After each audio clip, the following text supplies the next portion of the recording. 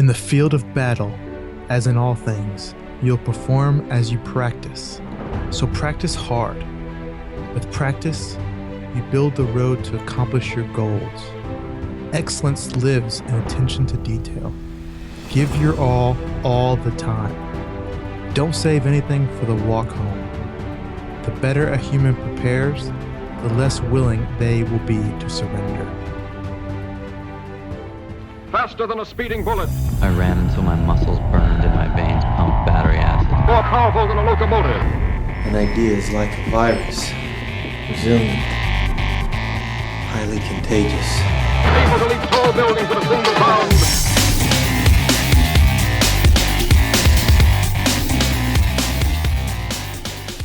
All right, and here we are. Season 2, Episode 3. Welcome to the Betterhumanology podcast. My name is Jared Moon, and with me, as always, is Talon Schwam. What's up, Talon? Hey, Jared. How's it going? Going pretty well, man. I'm excited to be here. I'm always excited to be here. I'm just an excitable guy. I thrive on enthusiasm, as I say. Oh, I know that. As I say to you all the time. Yeah. So I did want to give everyone a quick update because I've been doing the MRFs, right? And I wanted to be 100% honest with everyone. I have hurt myself officially. What? Yeah, I am hurt. Oh, wow. You're shocking me here, my man. Saturday I did MRF. Well, I can't really attribute it. I'll tell the full story, and then I thought you were a superhero. You can decide. You can decide if it was MRF that actually hurt me. So I did MRF on Saturday, and I did it completely unpartitioned. I mean, I didn't break up any of the reps, and I did strict pull-ups, the push-up, squats, blah, the whole workout. But strict pull-ups was the main difference there. So slower time overall. Felt decent. Mm-hmm. That's Saturday. Sunday, I'm at my parents' house. Kids are having lunch, having a drink of water. My youngest son throws his straw on the ground. It's a healthy choice, water. I'm going to... I bend over to pick up my son's straw, and my back is just like what? Locked Your up. back meowed? Yep, it just like a cat. So it locked up real bad. Oh no, man. You know, I'm feeling a little bit better now. That was Sunday, and I am feeling better, but I will let everyone know that I have injured myself. I am thinking that it's MRF. Or it could just be the straw. Maybe it's the straw. Straws can be heavy sometimes. It could be the straw that I was picking up off the ground, but I'm thinking it's MRF. It was really like a bad situation. I didn't warm up or cool down for that MRF, given my situation. It was really bad. I've been slacking on mobility. So just to help everyone else out there, don't do what I did. Keep yourself healthy. Anyway, I'm hurt, but I'm still doing MRF this Saturday. That's probably not the smartest decision, but that's what's going to happen. How's your life, man? Oh, man. My life's great. I didn't know that you were injured this whole time we were jumping on the podcast. Wow. I was just trying to keep it a secret. Yeah. Well, you did a good job. You're not curled over there and like in pain while you're recording over there, are you? It's not that bad of an injury. I mean, I only have to take medication like once every 30 minutes. No, I'm kidding. I'm fine. I'm pretty good today. I've done a ton of stuff, stretching and mobility and rolling it out, and it's a lot better. I'm really only my workout schedule, my training schedule has slowed significantly, almost non-existent this week to prep for only doing MRF on Saturday. If I hurt myself again, we'll have a different conversation for next week's podcast about what I'm doing with MRF, but I'm gonna press on. To the amount of MRFs you should be doing. I wondered that. I threw that question out there when I started. I was like, what's gonna happen to me? Am I just gonna get really fit, or am I just gonna hurt myself? And hurt myself has happened. So let's see what happens as we go on. But we shall press on. Yeah. With me, I want to give a quick shout out to all like the housewives, house husbands out there. I've finished my first week and a half really of being a house dad by day, and working to help make people better by night. And wow, it's a whole new eye-opening experience. So shout out to all you guys that are raising the little ones on your own while your spouse or whoever is doing the heavy lifting. But man, it's going great. That's awesome. I don't have dude. any back problems. Yeah. I'm doing fantastic. Well, I'm glad to hear that you're doing well. And another shout out, since we're doing shout out hour, people hitting up the Iron Mile, man. I challenged a lot of people to do the Iron Mile last week, and that was the fitness and mental toughness challenge. A lot of people got it done. Hit me up. They posted on Twitter, Instagram, everything. If you guys are taking on these challenges that were thrown out there, congratulations. So, I mean, I just think it's awesome. Yeah. I mean, I love seeing those posts, those feedbacks. Hopefully everybody's out there writing their love letters as well. Who knows? I see a lot of so I did Iron Miles change getting done.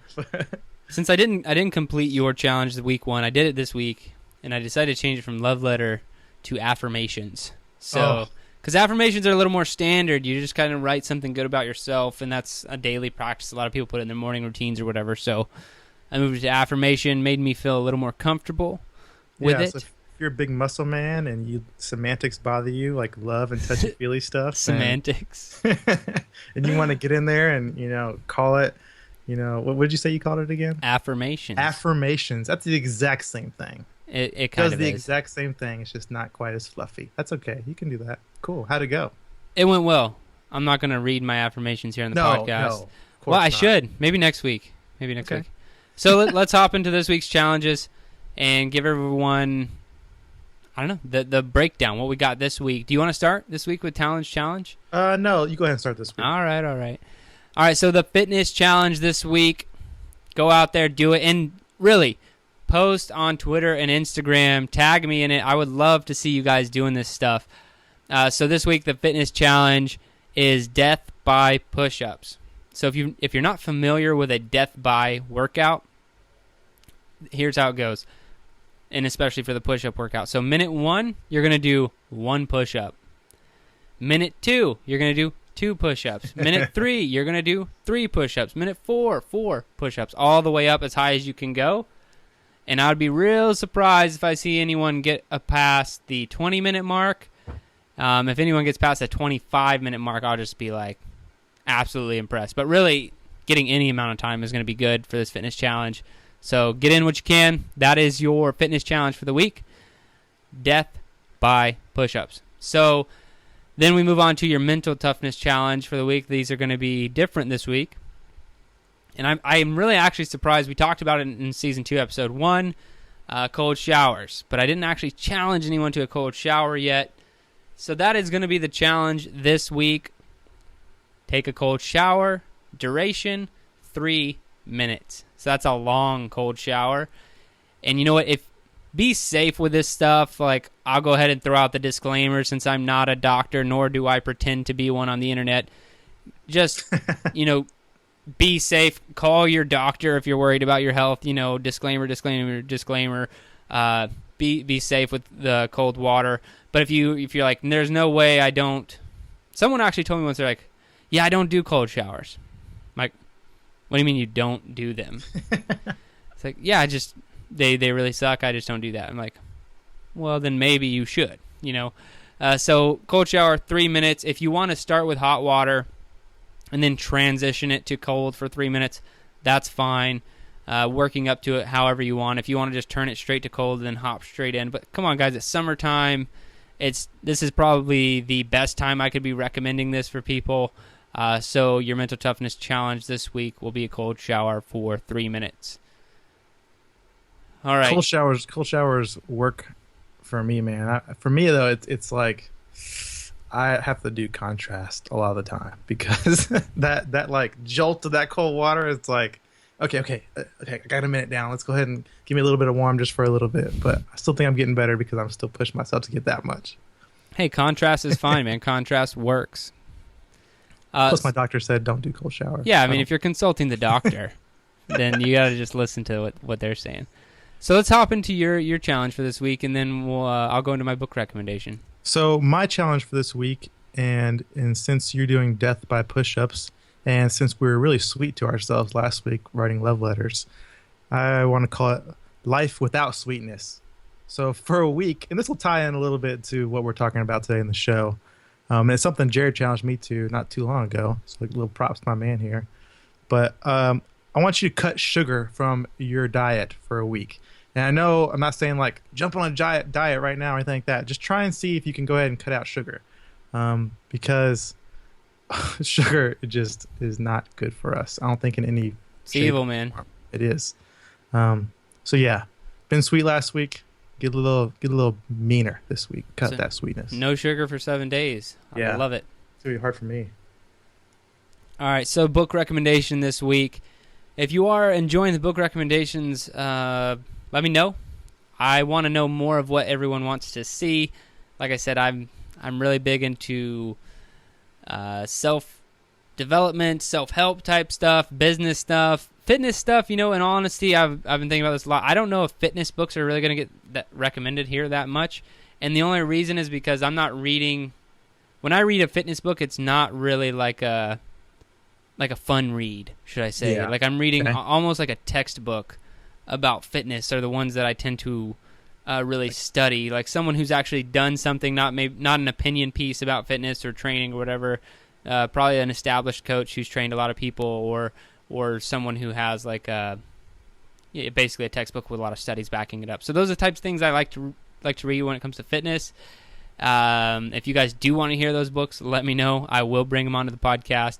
But like I said, they don't fit in the reading it on audio at 2x speed. That's not where those fit in. Okay, Like reading lists of exercises to you and stuff. Yeah, or like studies, like group 1 did this, the control group did this, like all this other stuff, like it would just at 2x speed. Oh, just to talk about that for a second, I tried to go to 3x this week. Oh no! I just tried it. I was like, I'm just gonna see what happens. 3x. That's how your back got hurt, right there.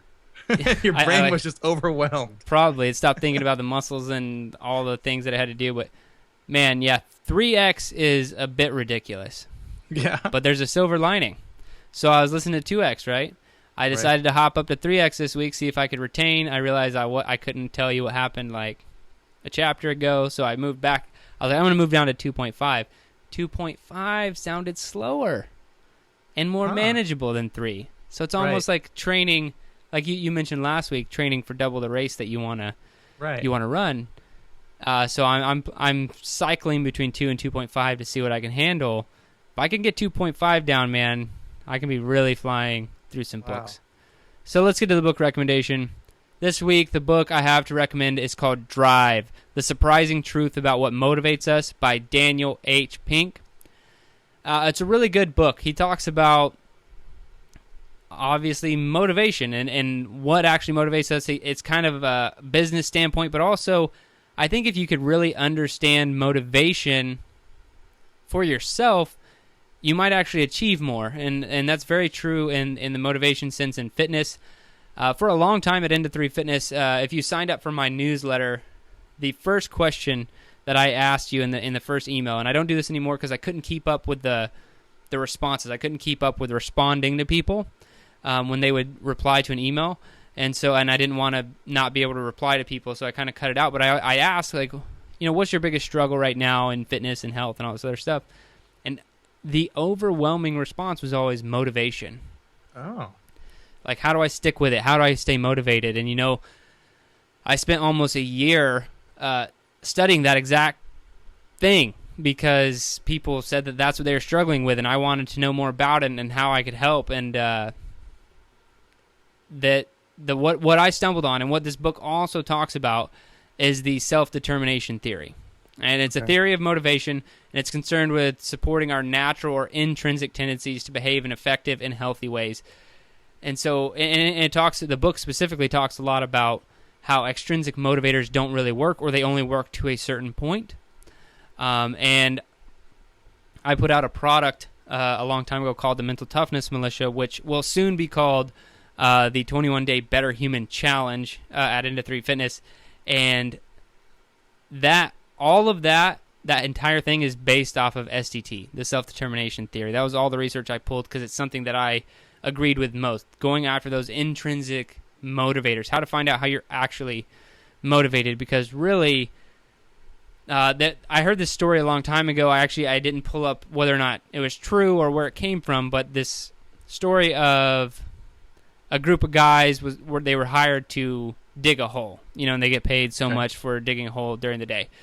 And all of the guys, they came, they're like, okay, you get, or let's say you get $10 to, that's a terrible day's worth of work. I forgot what the number was, but it's like, you get $50 back in the day. You get $50 today, you dig a hole, and we'll come inspect your work at the end of the day. And so it's like, okay, these guys dig a hole, they all work on digging a hole together for like 8 hours straight, right?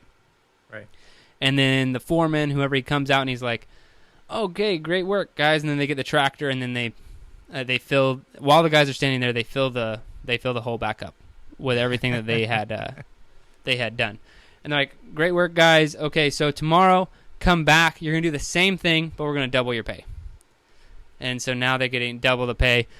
And, like, say 10 guys show up the first time, 8 guys show up the next day because they're so pissed off about doing a day's worth of work, whatever. Right.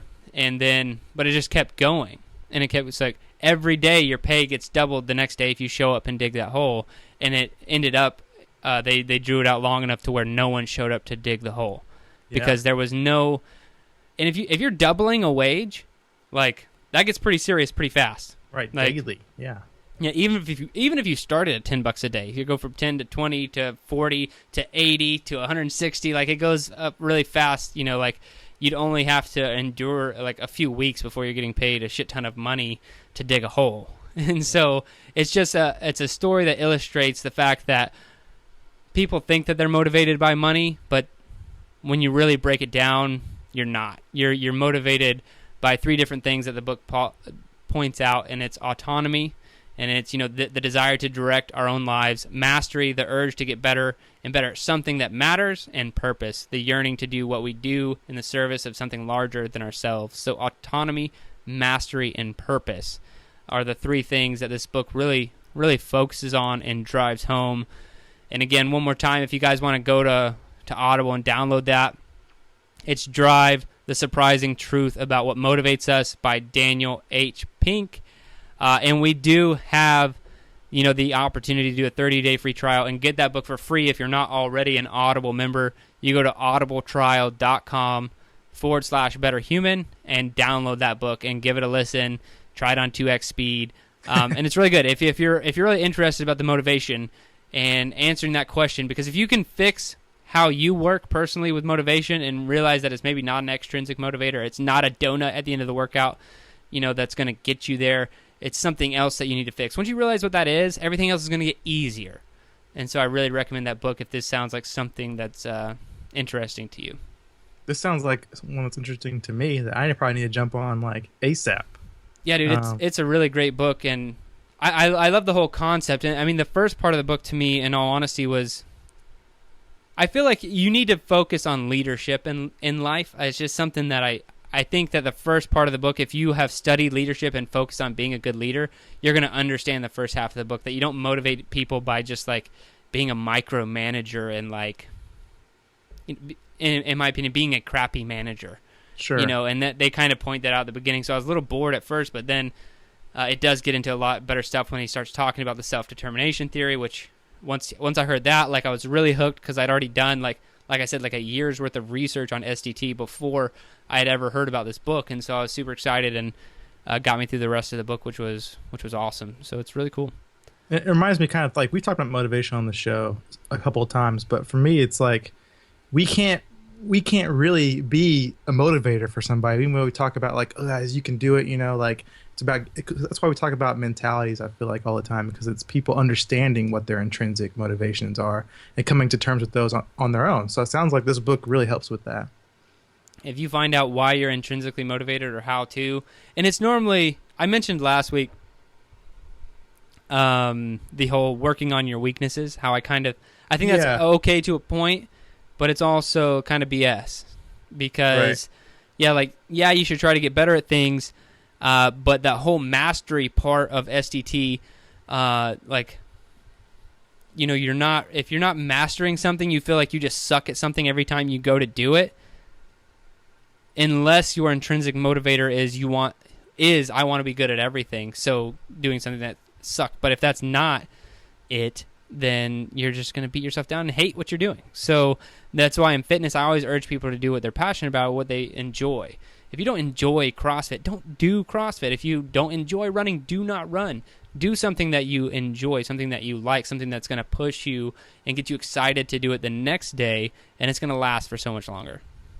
Man, if my intrinsic motivation was to become the master of everything or become, a mastery type of everything, that'd be the gift that just keeps on giving. Like, I would just never stop working. I would just be like, okay, I gotta get it, because I'm intrinsically motivated to be the best at everything. Like, here we go, next thing, typing. All right, running, lifting, jumping, like talking to people. I would just be like working nonstop. That would be just the best. So what we got for main topic today? We got a really fun one for me, because this one's like probably one of the biggest challenges that I have about trying to become a better human that there is. Yeah, so we're going to cover nutrition a little bit, and more specifically, how to eat healthy on a budget, and also kind of how to do your shopping at the grocery store. They kind of go hand in hand, but yeah, I'd love to cover nutrition. I know there's a lot of people, I get emails about this all the time, people talking about, I would love to eat healthier, but it's just so damn expensive. Is organic meat, grass-fed meat really worth it? All this other stuff. And I can answer some of those questions, and I can kind of tell you what my family does and what I do and what I've recommended other people to do. But really, I want to have a conversation more with you about this topic, eating healthy on a budget, because I know you've mentioned it to me before that you would love to talk about this a little bit more. So tell me a little bit about your nutritional background, if you will. Yeah, I mean, I have an amazing family, but I did grow up right. with kind of a very loose understanding of what nutrition is. My parents both, really advocates of, consistently working out and, treating your body well for the most part, but when it came down to it, I think my mom even says sometimes the reason that she works out so much is so that she can eat whatever she wants. And so bad mentality. Yeah, I think we took that mentality as kids, minus the working out part. That was pushed as an important thing, but man, like as a kid, it was more about how many Cheetos can I eat before I go to bed? I feel like I used to tell people when I was a kid that Coca-Cola is my blood. I'd be like, cut me right open, I'm going to bleed Coca-Cola, because all I drank like every day. I'd have like 6 or 7, I feel like, a day. And I would just be popping them like, like they were glasses of water nowadays or something, like one of your boys. But I'll tell you, I did not grow up with the best nutritional, understanding. So, and that's kind of carried over. I've tried to eat better over the years, and I'm definitely doing a lot better right now than I have in a long time. But I basically grew up on the fast food diet. Fast food diet. Yeah. And in all honesty, I don't think that I grew up necessarily in an unhealthy way. But yeah, we had Coke and we had snacks and all this other stuff. And right. But where I do think that where things kind of did balance themselves out, where my mom always cooked dinner and stuff, and she cooked pretty healthy dinners and stuff, and so there was always a balance. Like, we would do big breakfasts and stuff, but still the breakfasts were okay, should I say. Right, and so yeah, sure. there wasn't a huge nutritional education in my upbringing. Right. And to be honest, I don't think the main reason I think that is because our parents didn't need that. There weren't all these problems, and like you kind of went to the grocery store.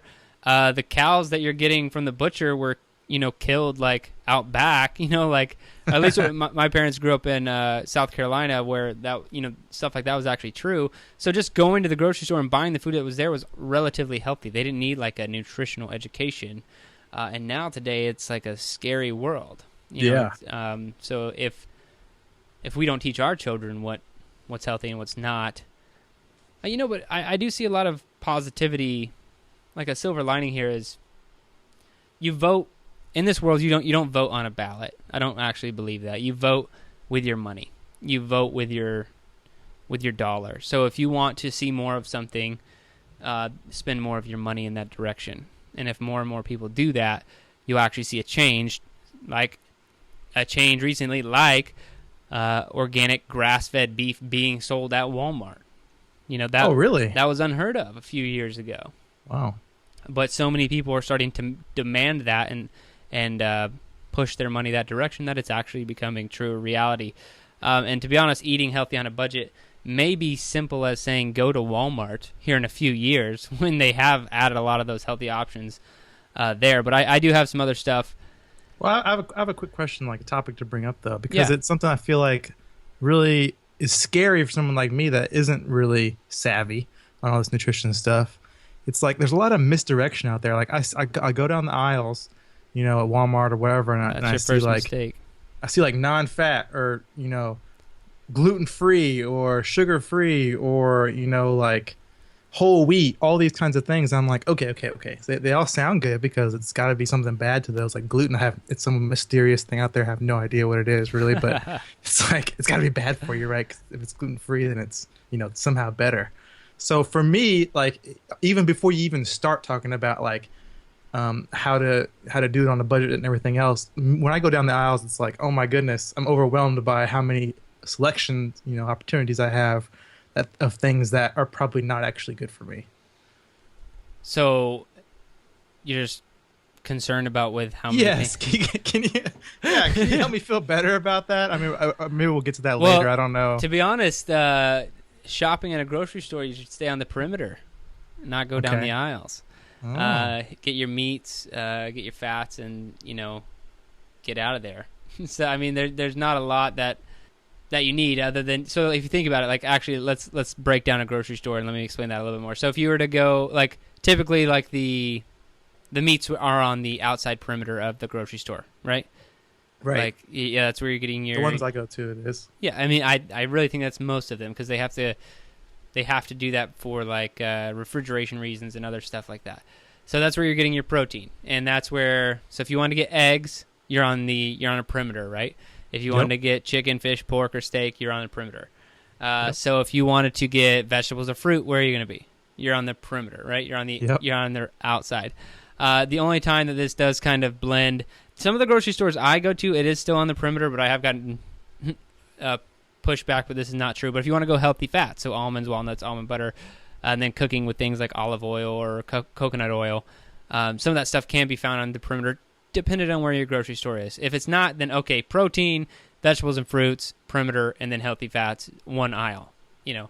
And that's about it. That's all you really need to be doing in the grocery store, not all these snacks and other stuff. But to talk about more about what these companies are putting on labels and stuff is that's where it gets scary, is because they know that people want to be healthy. They have a desire to be healthy, so they'll do anything they can to make something look healthy. Putting heart healthy, which right, and there's all this stuff like if you really look into the meaning behind some of the stuff, like what does all natural mean?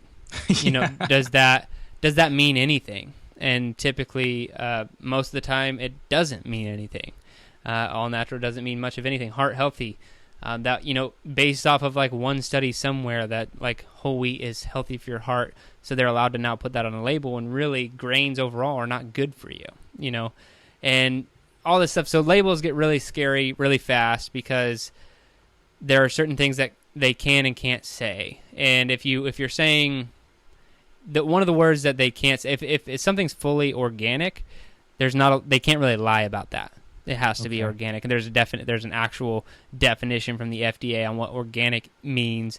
And so some of the stuff they can't play with. And so if you know all of those rules kind of going in, then you won't have to be as scared. How come everything that's organic is like automatically, well, I feel like a third more of the price? Supply and demand. There's not as much as demand. There's not as much of a demand for organic stuff, for healthier stuff. You think about it, the mass part of society is not seeking out organic, grass-fed. They're not doing any of that stuff. They're just buying whatever the Twinkies and the Zebra packaged bars and all that other stuff. Chocolate milk. Yeah, they don't care. And so it's supply and demand, and that's why I'm saying you vote with your dollar, and that's why we're starting to see more like healthy options at stores, even like Walmart. And so I think that it'll come along but people have to learn what healthy is.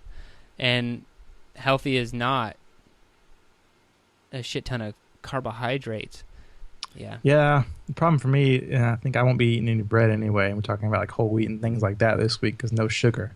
But the problem for me is if I'm grocery shopping and I see a Pokemon pop up on my radar and have to go down one of those middle aisles, I'm gonna have to go down one of You those just middle gotta go because it's gonna make you better, right? aisles. No, I'm joking. I mean, Kinda. so the first thing I normally recommend for people if they're trying to eat healthier on a budget, I always start with mindset stuff, and that kind of some people don't like that because they're like, like just give me the 1, 2, 3 of what to do. But really, I think that you need to kind of stop the cycle of trying and failing, because a lot of people are like, all right, I'm gonna eat healthy now, and they do it for like, I don't know. Some people have the stamina for a full 48 hours, and some people have the full stamina for 2 or 3 weeks before they get busy, they get stressed out, something happens, and now they are relapsing, if you will. They're going out to eat. One night out turns into 2 night outs. And then all of a sudden, this is what I've never understood, but it happens to a lot of people. You no longer give a shit about your diet because you messed up one time. Yeah. Like, people do that all the time. I talk to people who do this. I have clients who do it. It's just you're doing really well. Maybe you've been doing well for 2 full weeks, and then you went to Whataburger or Wendy's or something because you were busy and work was crazy. And then they're like, well, screw it. I'm off the wagon now. Might as well just eat whatever the hell I want. That's just an excuse. Yeah. Like, you're enabling yourself at that point. It's okay if you literally eat healthy for 2 full weeks and then you eat fast food one time. No big deal. Just, okay, shake that one off. Let's get back on track. Don't think that it's like, I messed up once, the whole thing's over. So that's the first thing that I want people to realize is you're going to make mistakes, and it's okay, but don't let it completely derail you. The only reason it actually derails anyone is because they want to be derailed. So if you just realize that and don't let it happen, you're going to do a lot better. Can I add one thing to that? Sure. It really reminds me of, it really brings me back to in all my studies in psychology classes and things. And it reminds me of addiction. America probably does have an addiction to the bad sugar, foods, man. eating things. It's sugar, yeah. Exactly. That's part of my challenge this week. But really, that whole mindset you just described about, all right, fell off the wagon, even that's a term that's used, but messing up one time and feeling like, okay, I've broken that barrier. Like, it's okay to just go ahead and do it now, is part of the addiction, which is an illness, like a mental illness that people have. If people start looking at it that way, like, okay, when I let myself do that, I'm losing control of my own self, and I can't let that happen. Then I think they start realizing, like, okay, this is an addiction that I have to this bad, fatty, sugary, whatever food, and I have to control it on my own. I think that's another way to kind of look at it too. But for me, it's also, that's the kind of thing that happens there is like, it'll be like, you'll have family over, or it'll be a holiday, and it's just like, okay, it's always something, right? Yeah, it's always something. I deserve it. I had a really hard week, or something. It always is something that you can make an excuse for. Deserve is the hardest one for me because it's, I think that deserving, a week's worth of fitness does not unlock like a bowl of ice cream and a box of pizza. And it's like just the worst mentality. And I think a lot of other, coaches or people putting out information like this would be like, oh no, it's okay. Have a cheat day. Yeah. I say no. Don't do it. Like, just don't cheat. Like, you can have a cheat day from time to time, but like doing it once a week or the weekends, like fair game, like, how is that going to build any discipline in your life? Which I think we're going to talk about later in the podcast. But, man, it's just, you got to be hard on yourself, harder than you are on anyone else. If you're harder on anyone else in your life than you are on yourself, then I think that you're going about things the wrong way. You need to be extremely hard on yourself if you can handle it. There are some people who, like, if you beat yourself down, like, I know we've talked about this on the podcast before, the negative reinforcement. I'm really good with negative reinforcement. Some people don't. Makes them a little gloomy.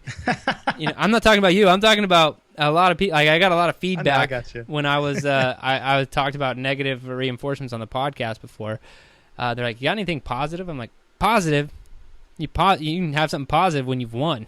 When you've when you've succeeded in life, you can, and you've achieved everything you want. You can have something positive. Now, see, that's how my brain works, and other people definitely are not like that. Well, I think I would usually fight you on that. I mean, definitely, but in this situation, I mean, there's a reason it's called cheating, right? Right. I mean, you're never supposed to do it. And if you're cheating in this situation, then you're cheating yourself, and that's just like the worst type of cheating you can possibly be doing, because you're holding yourself back from whatever you're supposed to learn or accomplish or how you're supposed to grow. So for me, it's like, I would usually be like, okay, yeah, you should take a break. You know, you should calm down. You should go ahead and have that pizza one day a week. But everything in moderation. Yeah. Right. Well, most things. Yeah. Maybe when it comes to doing a bike, race or something like that. But when it comes to this situation, maybe because I'm so poorly, educated on it, for me, I think that makes the most sense. Is like, that's probably the worst thing you can do because of all the things we talked about with addiction and falling off the wagon, all that kind of thing. Got to build that discipline. All right. So the first thing is kind of realizing where you're at, not letting yourself cheat, if you will, if we want to break it down to something simple, having that discipline. Then the other thing that I recommend is how to put together a healthy meal. Like a lot of people they're kind of at a loss for what's healthy because, maybe they went to the grocery store and they thought that the heart healthy bread, because it said heart healthy, was healthy. So I'm going to give you a healthy meal, and I'm going to make it. Bought my deli meat from the organic section. It's good, right?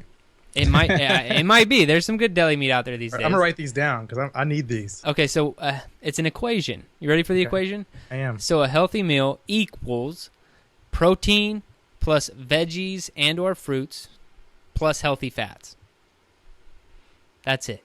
That's a healthy meal. So healthy. See, for me, I mean, I know you said healthy fats, but fat for someone who, just the word fat is scary. It's like, why do I want to eat some fats? I'd rather replace that with something that has no fat in it if I don't have to, because I'm trying to get as most fit as I possibly can be. Oh man, so we really got a lot of work with you. So, so fat is not unhealthy. There are some bad fats out there, but the healthy fats, avocados, coconut oil, a lot of the nuts out there, and all of the fat research was based off of some like really crappy studies on saturated fat. I think it was in the 1970s that just don't really hold up to anything. And we're learning that now, that fats don't make you fat, and fats are not unhealthy if they are the healthy fats. Your brain actually needs a ton of fat. Your body can live off of fat alone. It can burn fat as an energy source as opposed to carbohydrates, known as ketosis. And so fats are not unhealthy. That's something, like, to be honest, if I give you my macronutrient breakdown throughout the day, if I'm not tracking any of my macros, my diet can be upwards of 60 to 65% fat of my entire diet. 60 to 65% of my diet could be fat. I don't want it to be that high. That's what happened. That's me getting off track, is like I'm eating too much coconut oil and I'm eating too many healthy fats, too much almond butter, stuff like that. But so I do try to rein that in a little bit, but it's still healthy. So, I mean, obviously it's working. Yeah. I mean, yeah, I'm not like, I'm consuming a bunch of fat. I'm not like over here, like gaining weight, like getting super fat or anything because I'm consuming fat. That's not how it works. So yeah, fats are definitely not bad. So you want to go after things like almonds, walnuts, almond butter, and olive oil, coconut oil, grass-fed butter, and things like that for your healthy fats. To be honest, there aren't a ton of healthy fats out there. The list is small. And so protein, vegetables or fruits, healthy fats, and don't go crazy on the fruits because there are still sugar in fruits, but don't go crazy. None this week. Yeah. If you're cutting out sugar completely. That's not crazy. For me anyway. Anybody doing the Talents Challenge this week? But if you treat that equation that I just gave you, if you treat it as law, what are you not going to have when you go to the grocery store? You're not going to have any snack foods. You're not going to have any junk foods. So we haven't even really hopped into anything else. If you don't have any junk food, you don't have any snack foods, and you're following that equation, you're shopping on the perimeter, you're probably not spending that much money at the grocery store. You know what I'm saying? Like, right. My biggest thing is eating healthy is not expensive, but it involves you cutting out this whole like entire food group of Snack. crap you shouldn't have in your house. It involves you cutting that out and only focusing on the important things. And your grocery bill will either stay the same or get lower, and you'll Right. only be able to help. I mean, think about if your food and your fridge and your pantry is only full of healthy things. What are you going to eat? You'll be forced to eat healthy things. Yep. Yeah, and that's how my fat macronutrient gets so out of whack, because maybe I do snack and I'm like, oh crap, almond butter, spoonful here, spoonful there. No way. And Do you then- really? Have some almond butter? Yeah, a spoonful. Yeah, man, it's like 14 grams of fat every time I do it, and it's delicious. Yeah, that's a hilarious snack. Okay, so I'll give you some quick fire tips. Quick Okay. fire. We'll go kind of faster on these. Number one, learn to cook. If you don't know how to cook and you're trying to eat everything out of a box, that's okay, whatever. But try to get like at least 1 to 5 things that you know how to cook that's healthy, follows the food equation we already talked about, and learn how to make those. You got that one? Got it. All right. And then also Still scary. the cooking. Yeah. You can handle it. You can handle it. All right, so another big one is shop around. And this is huge because I honestly think my wife goes to like 5 or 6 different grocery stores. And I know that may sound ridiculous, but she's passionate about that stuff. And so like I'm not like, hey, go find healthy stuff for cheaper, whatever. Like she wants to know. And so she'll just find, like she found some like grass-fed organic meat this week for like a third of the price that it would be at Whole Foods, because people are like, oh, if I want to eat healthy, I have to go to Whole Foods. If that's what you're thinking, yes, eating healthy is expensive as you can get, because Whole Foods does have higher price tags. But if you shop around at different grocery stores, you're going to local markets and things like that, and it only takes doing that for a few weeks to find out what the hot spots are.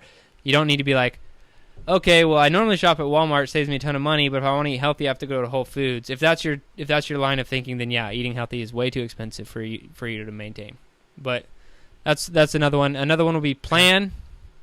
You're gonna have to start planning things ahead of time, and then buy in those bigger quantities when you do go shopping, and then just plan. Know what you're going to be eating. What do your lunches look like? What are your dinners this week? What are your breakfasts? And I'm really good about I could literally eat the same thing every day for months on end. I know a lot of people aren't like that. So if you need to plan that variety, do so ahead of time. And then I kind of mentioned it, buy in bulk or go local. Almost every town or city, and I've lived in some incredibly small towns that still had, like a farmer's market on the weekend, however small it was, that had meat and vegetables and stuff that you could get for pretty good prices.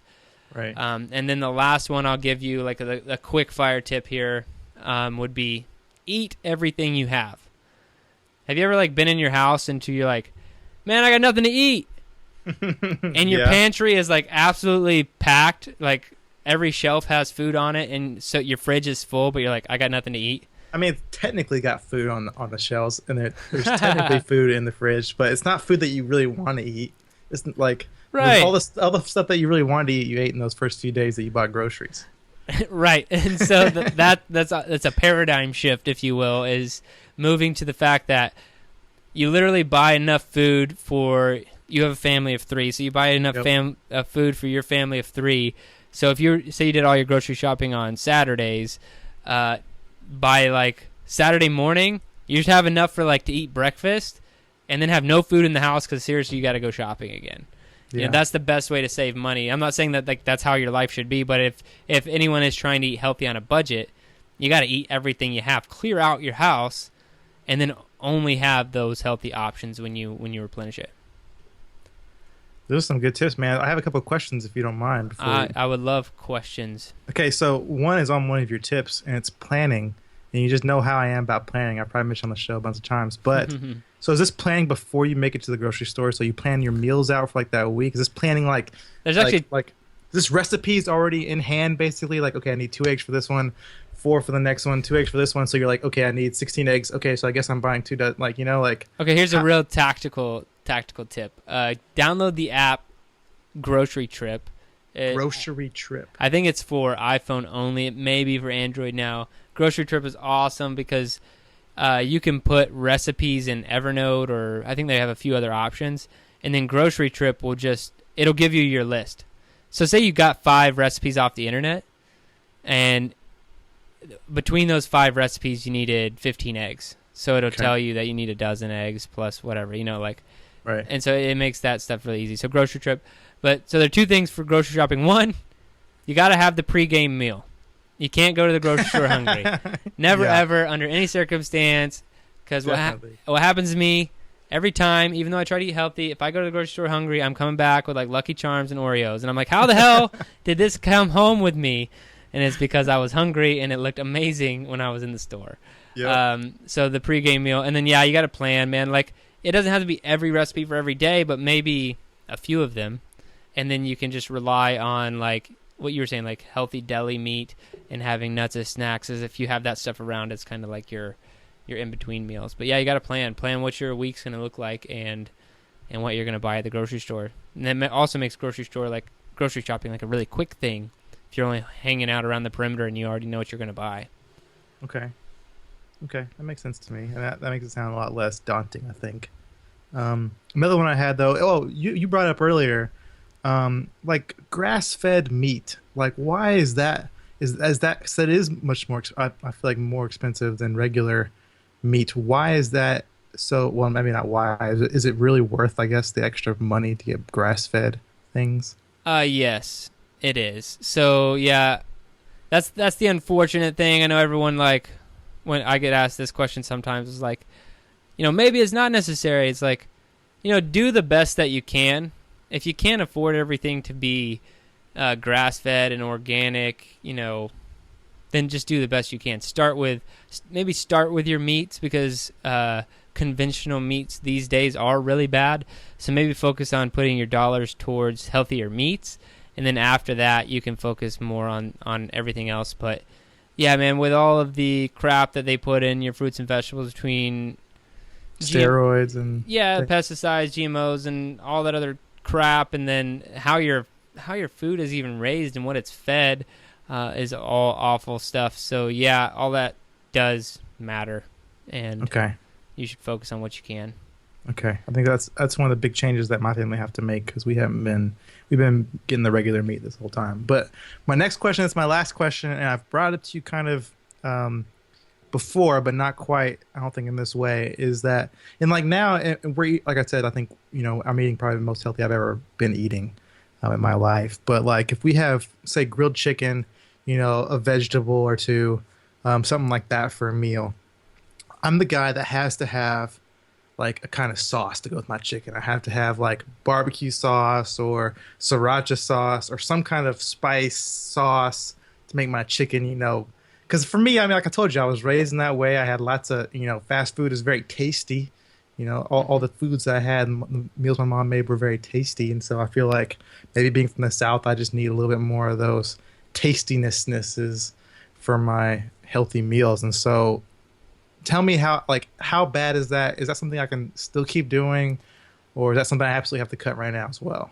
I'd say first add fat to that meal in some way, shape, or form by either putting like some healthy butter on the vegetables, or cooking, like if you're cooking the chicken in a pan, cooking it in like coconut oil, something like that. Some easy ways to add fat to that meal. And then also, it's going to be real specific to what you're consuming. Typically, a lot of condiments, like ketchup is bad. Ketchup is typically like just sugar for the most part, and barbecue sauce is basically ketchup.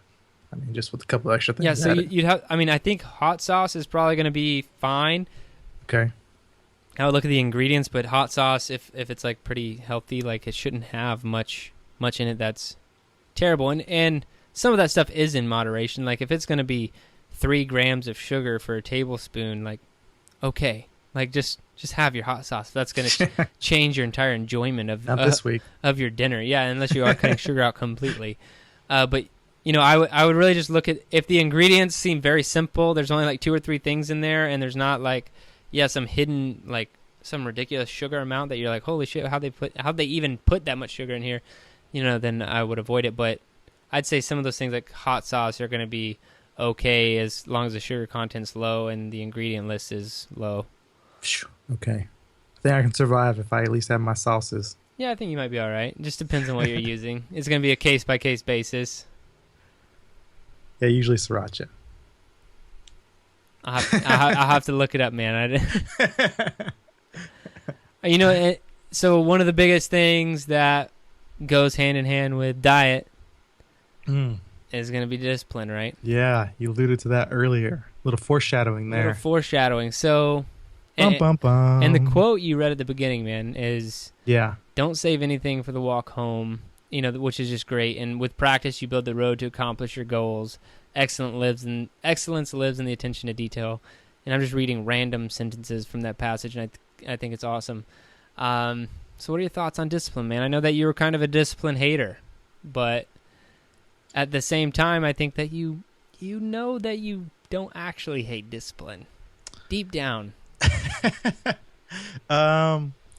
I'm just, I've always been the hater of the routine, of the schedule, of the, planning, of discipline. I guess I'd put in that category, because it feels like, there's no room left over for you to create life for yourself anymore. I feel like it schedules in so many things, or it plans out every minute by minute or whatever, that there's not enough time for spontaneity, for stopping and smelling the roses or things like that. And so for me, I've always just been a hater of just those terms and those concepts in general. But what if you had a disciplined time of day in which you stopped to smell the roses? I think that would make me feel like it's almost like, like you couldn't enjoy it. Right. It's almost like, yeah, when you do something you love and you turn into your job and you're like, oh, now I hate doing it. Sometimes things like that, where it's like, I don't think I would get the same zest, out of it. But that's me kind of, projecting maybe a little bit. But especially in this topic for this show, when it comes to something that I feel like I'm not probably a better human at in a lot of ways, and dieting and nutrition and things like that, I feel like it's necessary, because you have to break, the cycle somehow. And obviously my freelancing, sporadic lifestyle doesn't make it, isn't very conducive, I should say, I guess, to having a good nutritional balance to what I eat.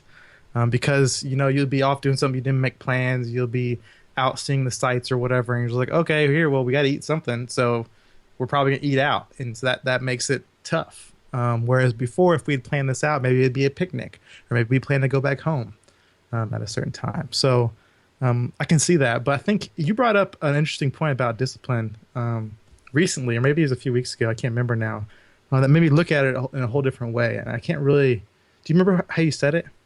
It was about discipline being like a mindset. Oh, actually, I think it was my point that I made to you, is about discipline being more like dedication.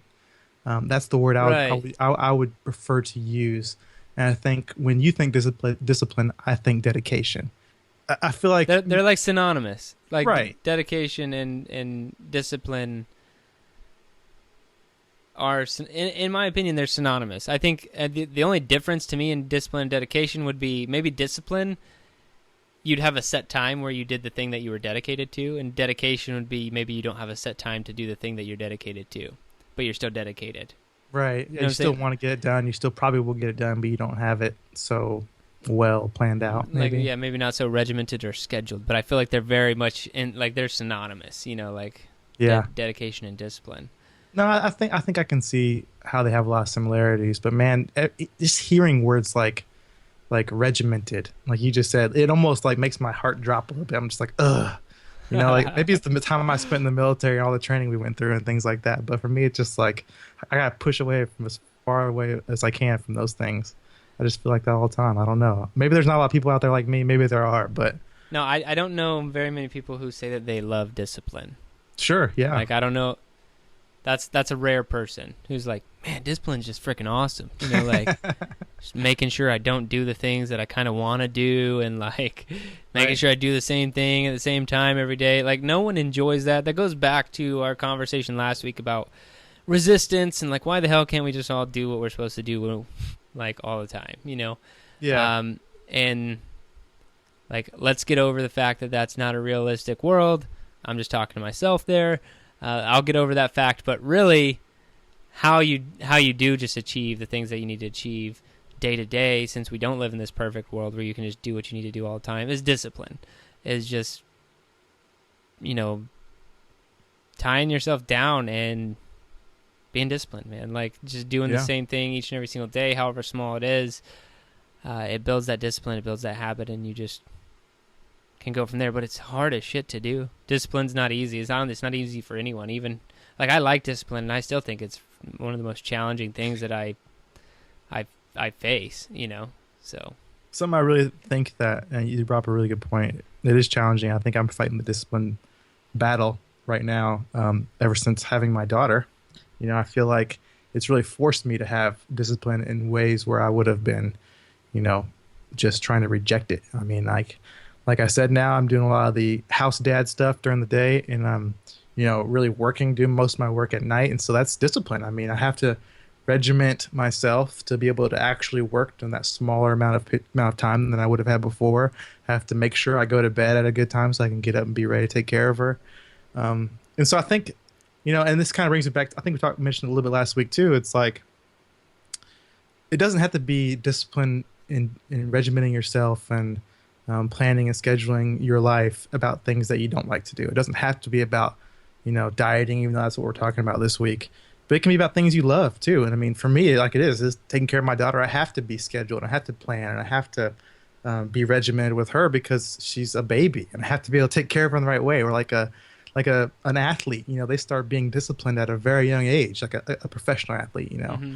like a football player or a basketball player or something like that. They're probably being regimented at like 10 years old or even younger than that, and making a lifestyle where they're waking up early, eating this, how we've been talking about in this show, working out probably multiple times a day. And so it doesn't have to be about something you hate. I think it can be a benefit for things that you love too. It's just getting that mentality around it and seeing like, okay, this is really going to help me. It's really going to benefit me and make me a better human. And so that's something I'm struggling with, but I think it's great talking about it and opening up, kind of unraveling my mind and our minds a little bit about it, because it helps you realize how important it really is. A kid, they will make you, kid, family, whatever, or just even a busy schedule. Like, that'll make you a disciplined person if you're still focused on achieving something.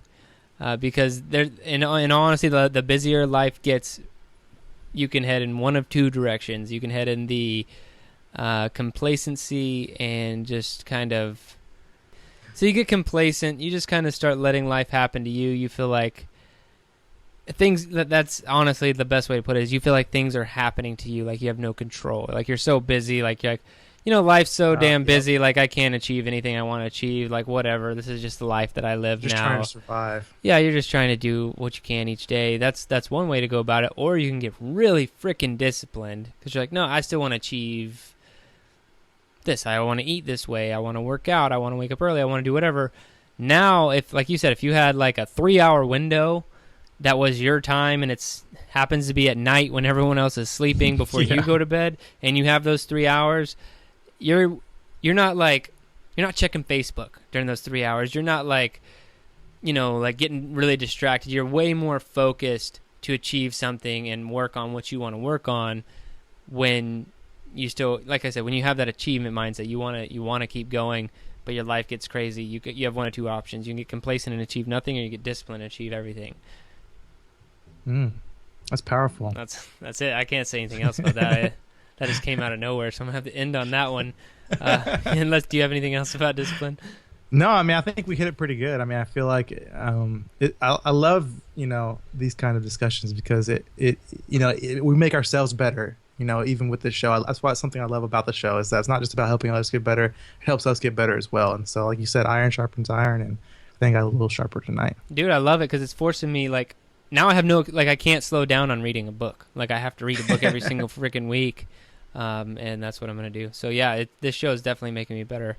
And if the show is making anyone out there better, go ahead and head over to iTunes and leave us a 5-star review and a positive comment.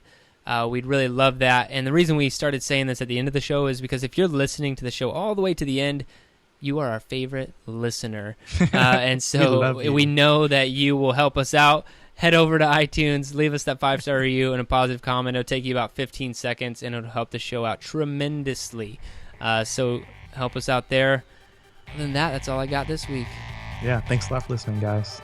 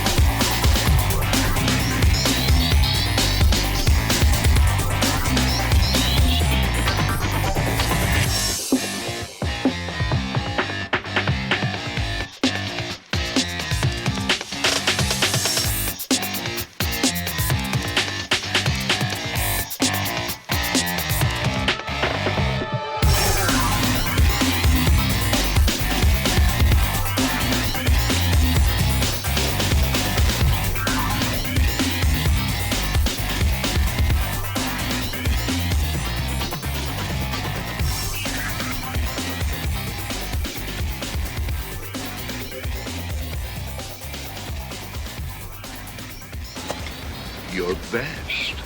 Losers always whine about their best.